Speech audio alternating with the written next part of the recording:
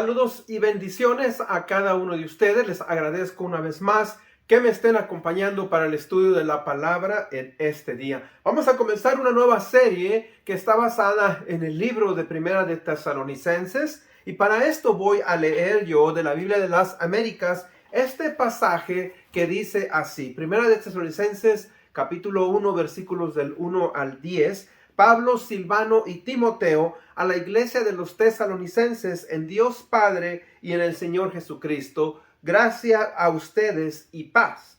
Siempre damos gracias a Dios por todos ustedes, mencionándolos en nuestras oraciones, teniendo presente sin cesar delante de nuestro Dios y Padre su obra de fe, su trabajo de amor y la firmeza de la esperanza en nuestro Señor Jesucristo. Sabemos, hermanos amados de Dios, de la elección de ustedes, porque nuestro evangelio no vino a ustedes solamente de palabras, sino también en poder y en el Espíritu Santo y con plena convicción. Como saben, qué clase de personas demostramos ser entre ustedes por el amor que les tenemos. Y ustedes llegaron a ser imitadores de nosotros y del Señor, habiendo recibido la palabra en medio de mucha tribulación, con el gozo del Espíritu Santo, de tal manera que llegaron a ser un ejemplo para todos los creyentes de Acaya y de Macedonia. Porque saliendo de ustedes la palabra del Señor se ha escuchado no solo en Macedonia y en Acaya, sino que también por todas partes la fe de ustedes en Dios, y se ha divulgado de modo que nosotros no tenemos necesidad de decir nada, pues ellos mismos cuentan acerca de nosotros, de la acogida que tuvimos por parte de ustedes y cómo se convirtieron de los ídolos a Dios para servir al Dios vivo y verdadero y esperar de los cielos a su Hijo, el cual resucitó de entre los muertos, es decir, a Jesús, quien nos libra de la ira venidera. Oremos. Padre bendito, gracias Señor, te damos en este día por darnos la oportunidad de poder estudiar tu palabra. Gracias Señor por esta iglesia que nos has dejado, Señor, escrito en el Nuevo Testamento, y que, Padre, podemos aprender y podemos imitar a estos creyentes, Padre, que el apóstol Pablo y Timoteo y Silas, Señor, guiaron para que formaran una iglesia. Ayúdanos a seguir adelante, pues, fieles y firmes en esa esperanza que tenemos. En el bendito nombre de Cristo Jesús pedimos esto. Amén. Bueno, mis hermanos, como dije anteriormente, vamos a iniciar pues con esta serie sobre la iglesia de Tesalónica.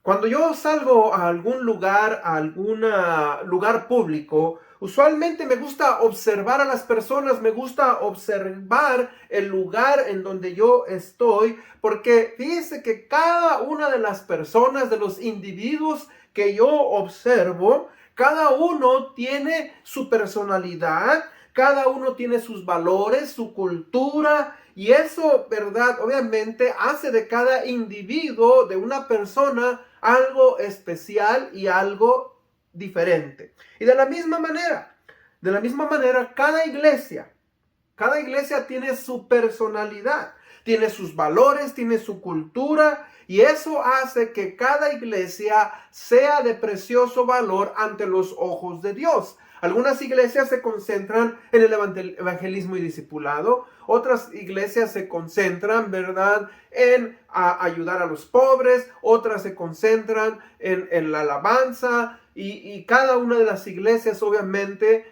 tiene algo específico. Ahora, aunque todos como iglesias siempre debemos estar dispuestos a compartir el evangelio y a discipular a las personas. Ahora, la iglesia pues de Tesalónica o de Tesalonicenses fue una iglesia, mis hermanos, que tenía ciertas características que son importantes y dignas de admirarse y de imitar. Y esa es una de las razones por las cuales vamos a comenzar a estudiar este libro, este pequeño libro de 5 capítulos, pero que tiene una gran profundidad y que puede ser de gran bendición a todas las iglesias de nuestros días. Ahora, primeramente, pues vamos a ver cómo es que esta iglesia fue fundada y por quién. Bueno, esta iglesia, mis hermanos, fue fundada aproximadamente en el año 51 después de nuestro Señor Jesucristo. Por Pablo, como dice aquí el pasaje, Silvano y Timoteo, ¿verdad? Ellos estaban haciendo el segundo viaje misionero, lo que se conoce como el segundo viaje misionero, porque el apóstol Pablo y Bernabé habían decidido nuevamente visitar aquellas iglesias que habían fundado en su primer viaje misionero. Entonces decidieron salir. Ahora, el único problema es que hubo una discrepancia entre Bernabé y Pablo, porque cuando ellos iniciaron su primer viaje misionero, Juan Marcos decidió abandonarlos, decidió no seguir con ellos, y ahora, ¿verdad? Bernabé quería llevarlo, pero Pablo se oponía. Y usted lo puede encontrar eso en el capítulo 16 y en el capítulo 17 del establecimiento de la iglesia en Tesalónica. Ahora, obviamente, como dije, como ellos no quisieron, no se pusieron de acuerdo, entonces Bernabé se fue con Juan Marcos y el apóstol Pablo se fue con Silas o con Silvano, y después, ¿verdad? Llevaron a Timoteo juntamente con ellos para hacer la obra del ministerio. Y este fue el equipo que Dios usó para que la iglesia de Tesalónica fuera fundada. El apóstol Pablo, Silvano o Silas y Timoteo, ¿verdad? Quienes participaron en el establecimiento de esta iglesia, que es lo que leímos en el versículo 1. Pablo, Silvano y Timoteo a la iglesia de los tesalonicenses, en Dios Padre y en el Señor Jesucristo, gracia a ustedes y paz. Ahora, hay algo muy importante aquí que Pablo está mencionando. Dice que la gracia y la paz nos hablan de las mejores bendiciones que un cristiano, que un creyente tiene y puede disfrutar de este lado del cielo. Todavía no estamos en el cielo, pero obviamente que la paz y la gracia, ¿verdad?, son una gran bendición que el cristiano puede experimentar en su vida.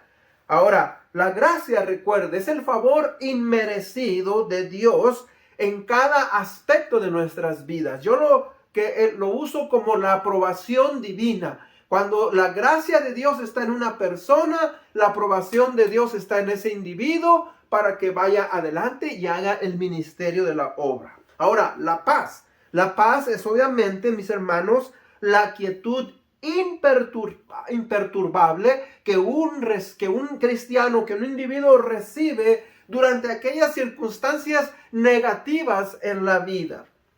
Ahora, la gracia pues es la causa y la paz es su efecto. Pablo entonces pues nos dice que esa paz, esa gracia nos viene directamente del Padre y del Hijo, ¿verdad? Porque obviamente ellos nos bendicen de una manera especial.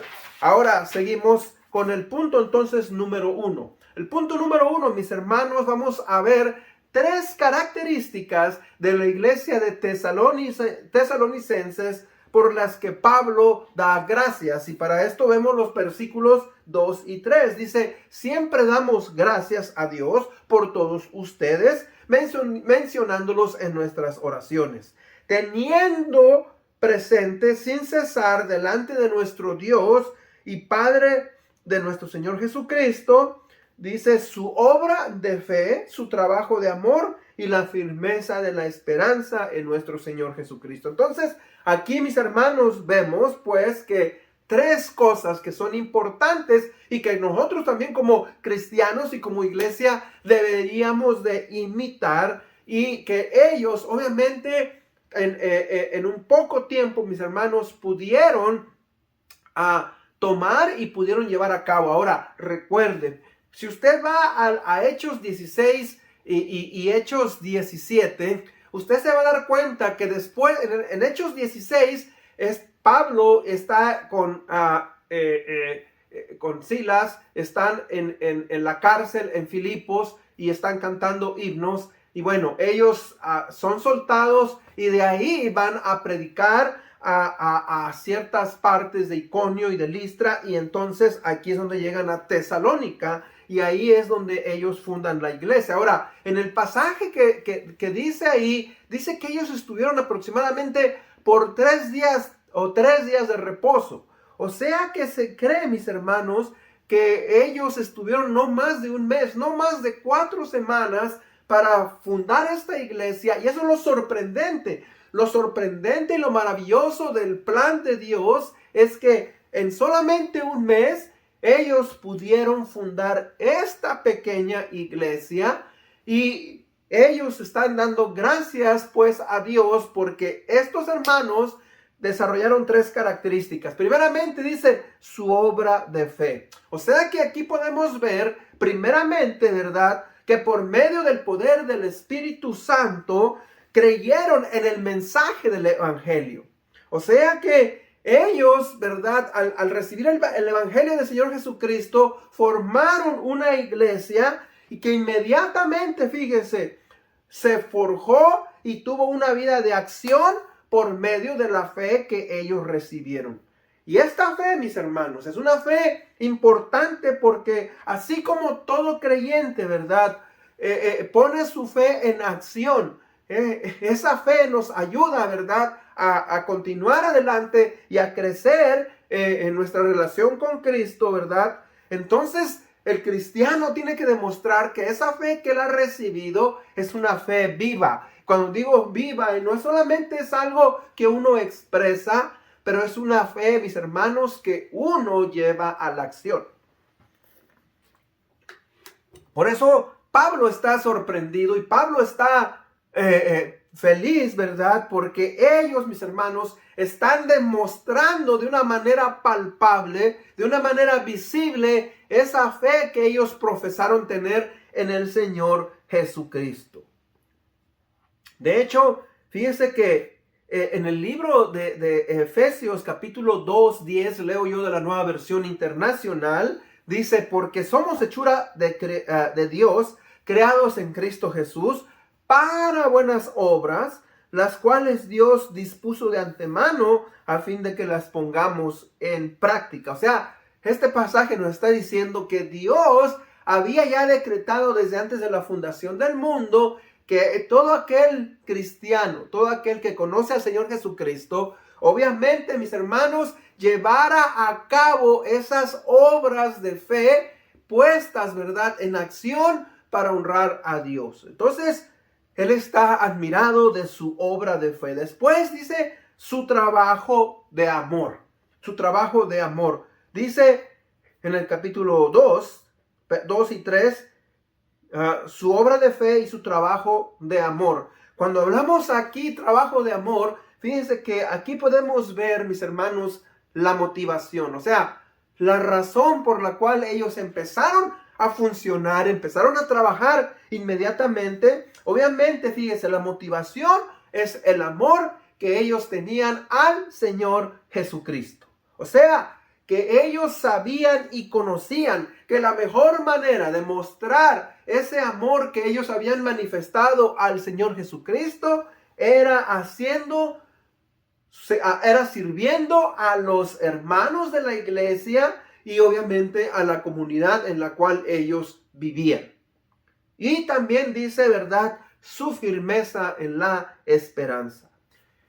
Y sabe usted, mis hermanos, que uno de los temas principales de las 2 cartas, de primera y segunda de Tesalonicenses, es la esperanza de que el Señor Jesucristo un día va a regresar por su iglesia. Y estos hermanos, habían entendido esa esperanza de que Cristo Jesús vendría nuevamente y estaban firmes en esa esperanza. Ahora, es algo muy interesante porque no se encuentra seguido, ¿verdad?, una iglesia, mis hermanos, que entiende esas enseñanzas y que las pone en práctica.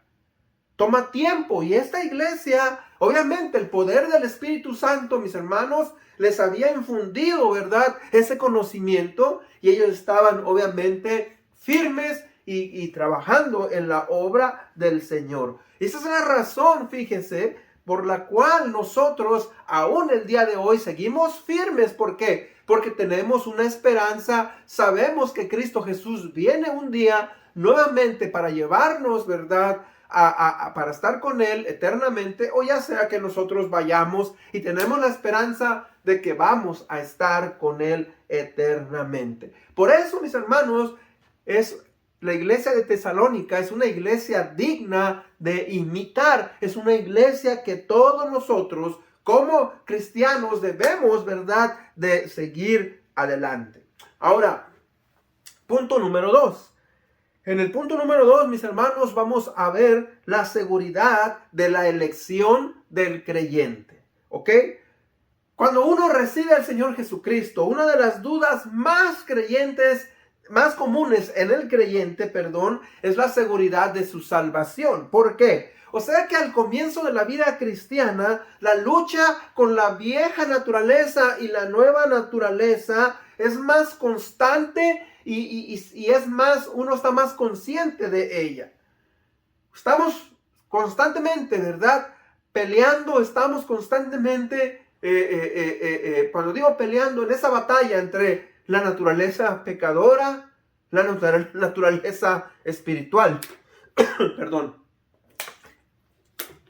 Ahora, ahí es donde muchos individuos creen que la salvación se pierde, porque como están en el proceso de crecer en santidad, en el proceso, ¿verdad?, de ser edificados en la vida espiritual, pues cada vez que caen, ellos creen que pierden la salvación. Recuerde usted, una vez que ha sido sellado por el Espíritu Santo, usted ya no pierde esa salvación, sino que uno lo que tiene que hacer es, recuerde, cada vez que nosotros, mis hermanos, pecamos, cada vez que nosotros hacemos algo indebido, lo que tenemos que hacer es confesar ese pecado. Primero de Juan 1:9 dice, si confesamos nuestros pecados, Él es fiel y justo para perdonarnos y limpiarnos de toda maldad. Entonces, fíjense que es algo muy, muy interesante. Cuando digo interesante es que el creyente tiene que tener esa seguridad de que ha sido elegido, ¿verdad? Y la convicción, mis hermanos, de la salvación, primeramente proviene de del poder transformador de del Espíritu Santo. Por eso dice, hermanos, dice en el versículo 4, sabemos, hermanos, amados de Dios, de la elección de ustedes. O sea, que hemos sido elegidos. Le contaba a los hermanos de una historia que cuando yo hice mi servicio militar en México, yo nací en México, cuando yo hice mi servicio militar, pues éramos elegidos para nosotros, ¿verdad?, ir a marchar en el desfile del 16 de septiembre, cuando sale el ejército, ¿verdad?, y hacen un desfile por las calles de la ciudad. Ahora, yo recuerdo, ¿no?, que nos decían, bueno, los que mejor marchan, los que tienen mejor postura, etcétera, etcétera. Y era un honor que tú fueras elegido porque ibas a ir en los carros blindados del ejército. Te daban la oportunidad de como que tú fueras un militar en ese día y te daban uniforme y bueno, era algo que a nosotros obviamente nos gustaba. Ahora, yo fui elegido una vez y pues obviamente si tú no eres elegido no podías participar. Podías estar en el desfile, podías verlo, pero para poder tú participar tenías que ser elegido. ¿Y sabes qué? Eso es lo mismo.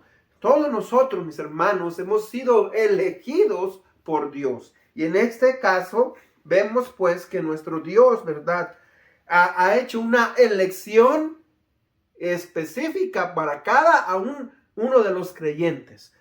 Y vamos a ver pues primeramente que esa elección viene por medio del poder transformador del Espíritu Santo. O sea que fíjese, todo creyente viene a ser sellado por medio del Espíritu Santo en el momento que hace su profesión de fe, en el momento que confiesa que es pecador y que le pide a Jesucristo, ¿verdad?, que dirija su vida.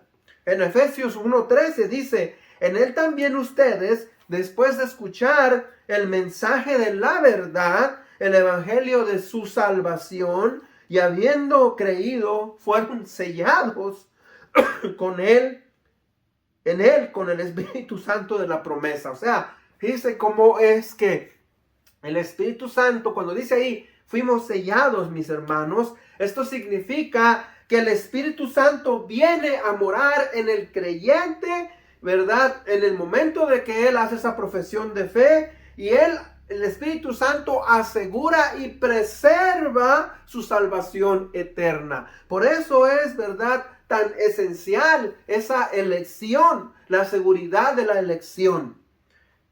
Ahora, cuando Pablo está hablando aquí de un sello, ese sello, mis hermanos, se refiere a una marca oficial de identificación en una carta de aquellos tiempos, ¿verdad? O sea que cuando el gobernador o la persona prominente ponía, ¿verdad?, ese sello en ese documento, le daba a ese individuo puertas abiertas para que este individuo, para que esta persona pudiera hacer los negocios que le había concedido el rey o el dignatario.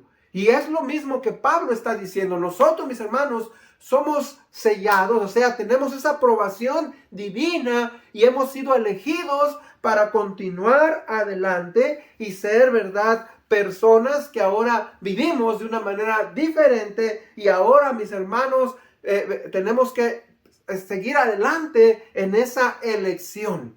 Nos toca a nosotros como creyentes demostrar que verdaderamente, mis hermanos, hemos sido elegidos. Ahora, fíjense que la seguridad de la elección también, mis hermanos, viene a través del poder de la predicación del evangelio. Por eso es importante que usted y yo, cuando compartimos el evangelio, compartamos, ¿verdad?, versículos de la palabra de Dios. Fíjese que en Romanos 10:7 dice, así que la fe viene por el oír y el oír por la palabra de Cristo. O sea que la palabra de Dios es el poder transformador del evangelio de Jesucristo. O sea que cuando usted comparte la palabra, y eso fue lo que a mí me sucedió.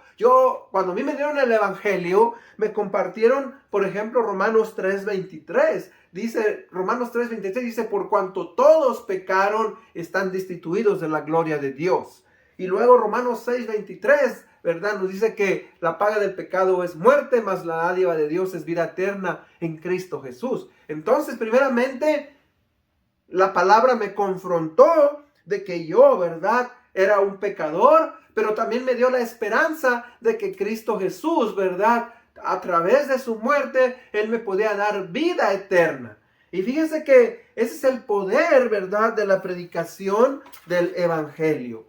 Que tanto el evangelio, o sea, la convicción del evangelio y el poder del Espíritu Santo hacen una mezcla, ¿verdad? Estos dos, al unirse, forman una poderosa fuerza que lleva al oyente a entender el mensaje del evangelio, lo llevan al arrepentimiento y a un cambio de vida en esa persona. Y eso es lo que nos ha sucedido a muchos de nosotros. Fíjese que por eso, ¿verdad?, cuando el mensaje es compartido, trae poder para transformar al individuo, porque es la palabra de Dios. Leo yo en Hechos 2:37 y 38 de la Nueva Versión Internacional, en el primer discurso que el apóstol Pedro dio después del día de Pentecostés. Y cómo, fíjense, cuando él dio este discurso, fíjense lo que pasó con las personas que escucharon. Dice, cuando oyeron esto, todos se sintieron profundamente conmovidos y les dijeron a Pedro y a los otros apóstoles, hermanos, ¿qué debemos hacer? Pedro responde, arrepiéntase y bautícese cada uno de ustedes en el nombre de Jesucristo para perdón de sus pecados. Y les contestó Pedro, y recibirán el don del Espíritu Santo. Fíjense cómo Pedro, mis hermanos, compartió un sermón lleno de poder, lleno con el poder del Espíritu Santo, que llevó a abrir el entendimiento, los corazones de aquellos que escucharon y dijeron, somos pecadores. Y esa es siempre la esperanza y el mensaje que nosotros compartimos y traemos cuando usted escucha este mensaje. Es que usted pueda abrir su mente, que pueda abrir su corazón para que la palabra de Dios pueda hacer su función. No seamos duros, hagamos caso, escuchemos lo que la palabra de Dios nos habla y nos dice, porque es el poder transformador del Espíritu Santo. No son tanto mis palabras, fíjese, no soy tanto mi carisma, no. El deseo de todo predicador es que todo oyente llegue a abrir su corazón al mensaje que Dios está compartiendo a través, ¿verdad?, de el que habla. Eso es nuestro deseo. Ahora, punto número 3. La fe de la iglesia de los tesalonicenses fue manifestada en una conversión auténtica. Ahora, ¿por qué digo que fue manifestada en una conversión auténtica? Bueno, le digo eso porque tristemente,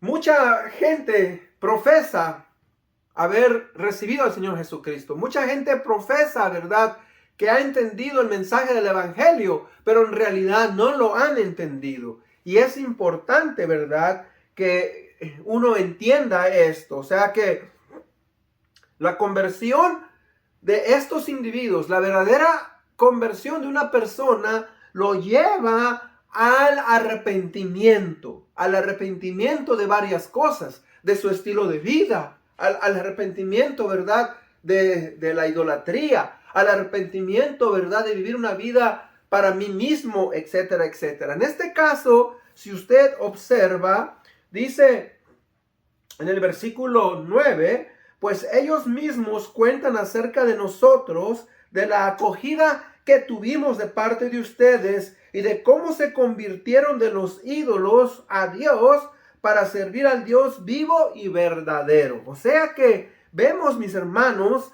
que aquí Pablo está, ¿verdad?, haciendo un énfasis muy, muy importante. O sea que estos recién convertidos, mis hermanos, habían dejado un estilo de vida, una cultura, ¿verdad?, que estaba muy impregnada en la idolatría. Muy impregnada estaba la idolatría. Ahora, Pablo obviamente quería saber cómo es que estos individuos, ¿verdad?, habían sido transformados. Entonces, ¿qué es lo que él hizo? Bueno, mandó nuevamente a Timoteo, porque él estaba, perdón, después de que ellos salieron de Tesalónica y tuvieron que salir corriendo, ellos, mis hermanos, fueron a Atenas, ahí mismo en Acaya, en toda esa región, pero el apóstol Pablo mandó a Timoteo. Y eso lo vemos en 1 Tesalonicenses 3:2. Dice, así que les enviamos a Timoteo, hermano nuestro y colaborador de Dios en el Evangelio de Jesucristo, con el fin de afianzarlos y animarlos en la fe. O sea, Pablo siempre estaba al pendiente de aquellos nuevos convertidos, de aquellas iglesias, oraba por ellos y ellos no eran la excepción. Así es que, mis hermanos, ellos obviamente están caminando, están viviendo la vida cristiana de una manera muy, muy poderosa. Y pues Timoteo les trae el reporte, y cuando les trae ese reporte, eso le conmueve en su corazón. Fíjese por qué, porque él sabe que los creyentes estaban firmes en el evangelio que se les había predicado. Y no solamente eso, mis hermanos, porque como dije antes, o sea, había sido un periodo muy, muy corto, 4 semanas aproximadamente, en el cual Pablo pues compartió el evangelio, y los hermanos que escucharon y que se arrepintieron y que creyeron el mensaje, formaron inmediatamente una iglesia. Ahora, hay tres cosas que aquí Pablo también menciona, ¿verdad? Primeramente, que Pablo quiere compartir, ¿verdad? Que le llaman la atención de su testimonio. O sea, primeramente dice que los creyentes, mis hermanos, se habían vuelto a Dios de los ídolos. O sea, un teólogo destaca algo muy importante. O sea, se volvieron a Dios de los ídolos. Fíjense que estos individuos, mis hermanos, no buscaron limpiar sus propias vidas por sí mismos. No intentaron reformarse a sí mismos, alejándose de los ídolos y luego volviendo a Dios. No, o sea, ellos se volvieron a Dios. Con la ayuda y la fuerza de Dios, se arrepintieron y se alejaron de una vida, ¿verdad?, llena de idolatría. Ahora, nosotros muchas veces pensamos y decimos, bueno, esta gente, ¿verdad?, adoraban a ídolos, adoraban estatuas, adoraban, hermanos, tenemos que tener cuidado porque hoy en nuestros días, ¿verdad?, muchos de nosotros tenemos ídolos. Nosotros lo decimos. Decimos, fulano de tal, es mi ídolo. ¿Por qué? Porque pega la pelota, avienta la pelota. Decimos, fulano de tal es mi ídolo porque pelea y lucha. Fulano de tal es mi ídolo porque es un artista que canta y lo admiro. Fíjese, tenemos que tener cuidado porque la palabra, ¿verdad? Un ídolo no necesariamente tiene que ser una estatua, una estampa. Un ídolo es aquello que reemplaza, fíjese, que toma el lugar que Dios debe de tener en mi vida y yo lo pongo en mi corazón. Y estos hombres, a pesar de que tenían, estos creyentes que habían tenido, ¿verdad?, muchas formas de idolatría, bueno, ahora, mis hermanos, habían hecho a un lado todo eso y habían puesto a Dios, habían puesto al Señor como su único y soberano Dios. Le dieron la posición número uno que obviamente debería de tener. Fíjense que otra de las cosas, otro de los puntos, ¿verdad?, es que Pablo, ¿verdad?, está orgulloso, es que los creyentes se habían vuelto a Dios por la esperanza del regreso de Jesucristo. O sea que ellos habían entendido que Jesucristo era el Hijo de Dios y que Él un día iba a volver nuevamente a la tierra y que iba a arrebatar a su gente, que le iba a llevar nuevamente al cielo. Y esa es una promesa que todos nosotros, mis hermanos, tenemos y que debemos de seguir fieles esperando. No debemos de desmayar, aunque a veces creemos que no va a ser así. Créanlo, Cristo viene muy pronto. No sabemos cuándo, pero Él viene. Fíjense que ellos habían creído, mis hermanos, con todo su corazón que Cristo vendría nuevamente para estar ellos eternamente con Cristo en el cielo. De ahí viene la palabra, ¿verdad? Esperanza, esperar. Estaban esperando en que Cristo Jesús vendría.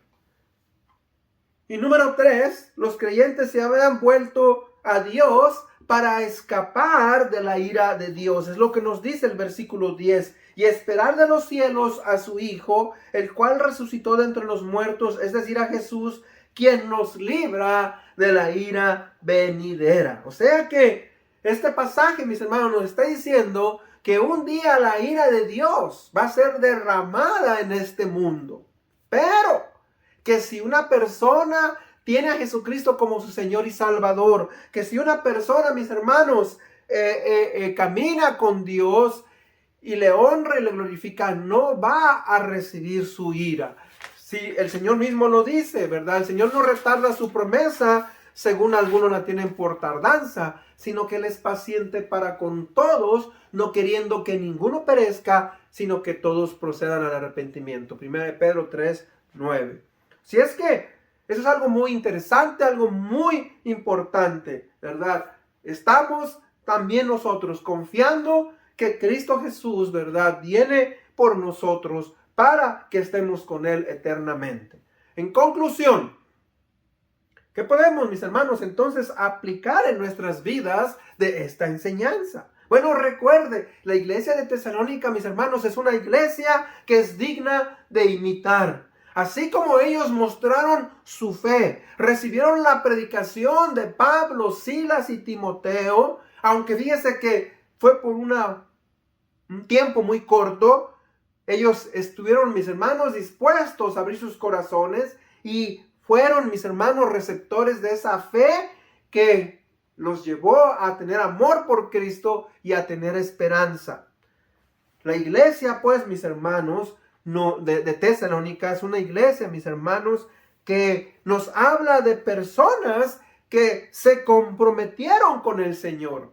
Personas, mis hermanos, ¿verdad?, que estaban confiando en la obra redentora de Cristo Jesús, que vivían en comunidad, que vivían de una manera en la cual, mis hermanos, estaban trabajando y esforzándose. O sea que debemos de imitar a esta iglesia. Una iglesia, mis hermanos, que estaba compuesta de personas, ¿verdad?, que habían sido salvos, que tenían a Jesucristo como Señor y Salvador. Una iglesia, mis hermanos, que estaba siendo edificada y fundada en la palabra de Dios y en la guía de sus líderes. Una iglesia, mis hermanos, que reconocía la importancia de las personas y de los individuos que formaban esa iglesia, que se involucraba, ¿verdad?, y usaba los dones y talentos que estos hermanos tenían y los aplicaba en la iglesia. Fíjese, y una iglesia, mis hermanos, que era de ejemplo y digna de imitar. Por eso es importante, ¿verdad?, que cada uno de nosotros nos esforcemos en ser hombres y mujeres, que seamos fieles en la iglesia en la cual Cristo Jesús nos ha llamado, para que podamos ser de bendición a la vida de muchos. Con eso en mente, vamos a orar y ser despedidos. Padre bendito, gracias, Señor, te damos en este día por la oportunidad y el privilegio que nos das de poder estudiar tu palabra. Gracias por esta iglesia, Señor, una iglesia, Padre, fiel, una iglesia digna de admirarse, y que, Padre, nos ayudes a nosotros también a esforzarnos y seguir adelante para ser, Señor, de bendición a nuestros hermanos y a nuestra comunidad. En Cristo Jesús pedimos esto. Amén. Dios me los bendiga. Nos vemos hasta la próxima. Chao.